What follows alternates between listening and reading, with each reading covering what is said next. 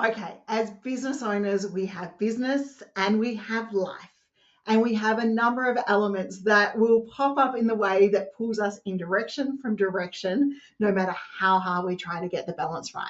So, here are some tips to help you manage your business and your life from a day-to-day basis, from my experience of running the businesses that we do here at Enever Group and negotiating family and children and all of those circumstances. If we've not met before, my name is Linda Reed-Enever. I'm an ideas and marketing strategist. I help you create impact and take your brand to market through marketing, through course creation, and through sharing your knowledge. And if you haven't already, please like and subscribe and follow the channel so that you can get more content like this delivered directly to you.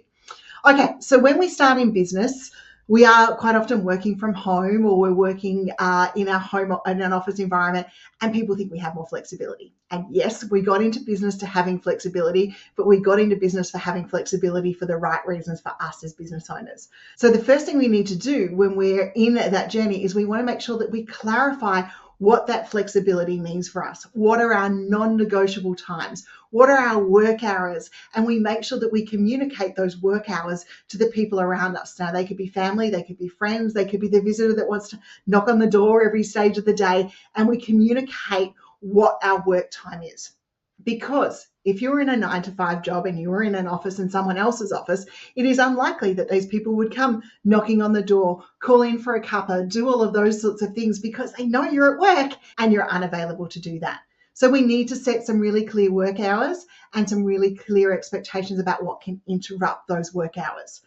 Then from there, we've got to look at making sure that we actually have some time for life in there, because getting into business was all about having flexibility, but we want to make sure that we have time in our day and in our weeks to have some life. So we need to program in some non-negotiable family time, some me time, especially the me time. It's very important. Time for sleep so that we make sure that we get sleep because we're productive, and especially time for breaks. There is no badge for not taking a break. And no one knows if you're at lunch or you're working with a client in lots of ways, if you're worried about people not thinking you're busy enough, but there is absolutely no badge for not taking a break. And it is scientifically proven that you are more productive and more creative and a better person at work when you've taken that break. So make sure that you are taking those lunch breaks, that you are taking those coffee breaks, that you're walking away from your office so that your mind, your body, and your ability to work is so much better. Then we want to make sure that we are getting in, as I said, those family times and those moments in times. So schedule those moments with friends. Put things in your calendar. Your calendar isn't just for work. Put in the life stuff. Put in the stuff that you want to do. So for me, for example, I've got walking in my calendar so that I make sure that I go walking, and the ding happens and I'm more likely to actually get out there and go walking.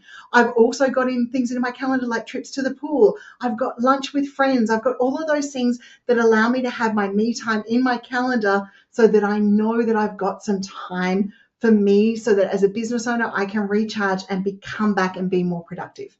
Now, I'm not saying in setting up these guidelines and times that there are going to be moments that you won't have one thing pull from another. And you might have to turn up to the kids' sports day, or you might have to do a doctor's appointment when you're technically meant to be working. But if you rob from one, try and give back to the other. And the same goes from the family time to the business time. There might be something explode and you need to deal with it right now, but try and give back some time when that explosion happens back to the family so that no one feels robbed, because no one in the end is going to put a title on your gravestone that says we loved him or we loved her because they worked all the time. It's just not going to appear like that for us as business owners. And then finally, once we've worked out what our flexibility means, what our non-negotiable times are and those sorts of things, that's when we open our things up for clients and for availability. And you look at the structure and the AI and the productivities and procedures that you can have inside that space. So for me, we use booking calendars because that's my availability. And I don't have to go back and forth and feel like I have to squeeze someone in. My booking calendar has my availability. It syncs through to my other calendar where all the other stuff is inside. So if you're not using a booking calendar and you're selling your time, by all means, make sure that you're doing that.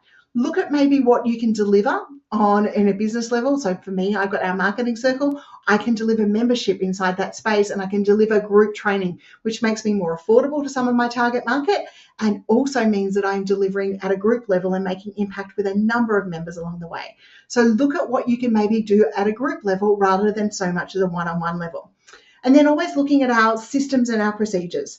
I quarterly review each one of our systems and procedures and go, is it working? Is this what we want to be looking at? Or do we need to adapt and look and using the technology a little bit more?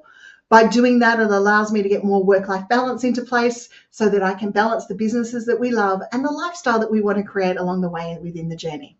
So I hope that helps you in looking at some ways and some ideas and some strategies and the things that I've shared about balancing life and business. It is a balancing act. And sometimes it goes one way, sometimes it goes the other way, sometimes you get it 100% even. But if you work at it, you can get the balancing act in a way that it suits you. Maybe it is a little bit this way, but it works for you. Or maybe it's a little bit that way and it works for you. It is your journey, it is your business, and how you want to balance business and life is up to you. And remember that we got into business so that we could call the shots about when we worked, how we worked, and what was going to go on. And this is now your opportunity to do. Otherwise, you'd be back in a 9-to-5 job.